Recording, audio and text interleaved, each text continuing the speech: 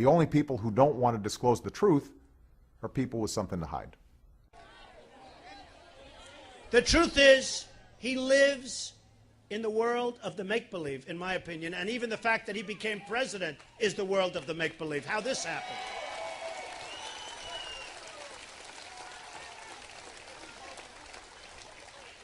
Obama is unwilling or unable to show his birth certificate. He had lousy marks in school and he got into Harvard on a scholarship. Explain that one. By the way, I have friends that have kids that have all A's, that have the highest aptitude test. They can't get into Harvard. They can't get into Wharton either, by the way, which I'm very proud to tell you. But they can't get into Harvard. He got into Harvard. Huh? Oh, Israel. She's saying, how about Israel? How about Israel? How can... Hey, I have so many Jewish friends that are supporting Obama, and I'm saying, are you crazy? There's never been anybody worse to Israel than Obama. I mean, thank you. Stand up, take a bow. Thank you. There has never been any president worse to Israel. And yet I'll have friends, oh, Donald, before they knew I was thinking about doing this, oh, you have to come to a fundraiser on my Park Avenue apartment. We're having I say, for who? Obama. No thanks. I say, why would you have a fundraiser for Obama? You know, it's hard to believe. Anyway, he did one deal. Now listen to this one. He did one deal in his life, and that was a real estate deal for the purchase and expansion of his house at below fair market value from a mobster and campaign contributor and one of his best friends who ended up going to jail, and Obama was hardly even looked at. Okay? When I heard, his name is Tony Rezko. If anybody in the audience did what he did, you wouldn't be here today. I guarantee you'd be someplace else. How he got away with that one, how he's getting away with this whole birth certificate scam, this whole thing is incredible. All right. A couple of little things. Who?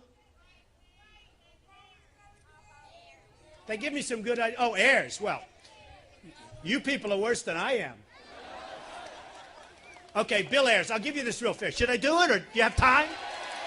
You don't want to leave? Because I'm having a good... You're my people. I love you guys. Okay.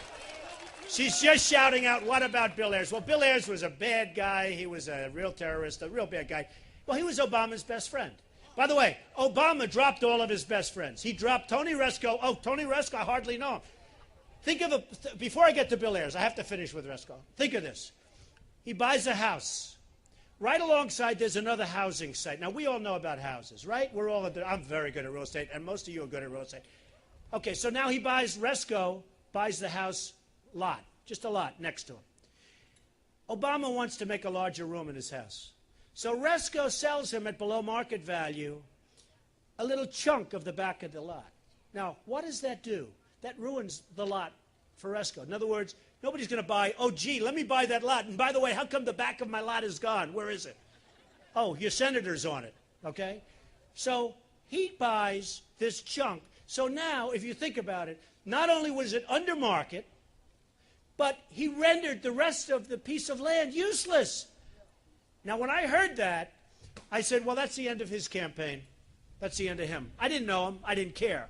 But I just heard it. I said, that's the end of his campaign. Nothing. He's president of the United States. Can you believe this? All right, Bill Ayers, to satisfy that one, because I love the Bill Ayers thing. I just didn't want to do it because I didn't want to get wordy, as Obama would say. But, Bill Ayers. Bill Ayers is a bad guy, terrorist, lots of bad thoughts, but he is a genius, okay? He's a genius. And there's been a long controversy about Obama's first book. Who wrote it? Well, Bill Ayers came out recently and actually said, you know, he no longer likes Obama because Obama has not treated him well because he dropped him like he did Rezko and like he did the legendary Reverend Wright, okay? You know, we'll talk about Reverend Wright. So what happens is Bill Ayers, in my opinion, hey, I wrote The Art of the Deal, one of the biggest selling business books of all time. They say the biggest selling business book, and I had many, I think I have 11 or 12 books. Virtually all of them were bestsellers. Some were #1 bestsellers. So I know a lot about books. The man that wrote the second book, he made a big mistake when he wrote the second book. He probably did it for a couple of bucks. The man that wrote the second book didn't write the first book. The first book was written by Ernest Hemingway Plus. The second book was written by a high school graduate. The difference was like chicken salad and chicken shit, okay? That's what the difference was. And yet, if you think about it, without that first book, which he did not write, there is no way, because I read both books, there is no way that he wrote that first book. There's no way. Because we know he wrote the second book, because Bill Ayers wasn't involved. He wrote the second book. There is no way the man that wrote the second book wrote the first book. Now, here's the story. Here's the story. If he doesn't write the first book, and if the first book isn't brilliant, if it isn't brilliant, he's not president. Because his whole aura was caused by the genius of the first book, which was written by Bill Ayers. Terrible. So it's very, very sad. Okay. Oh, forget Soros. Leave him alone.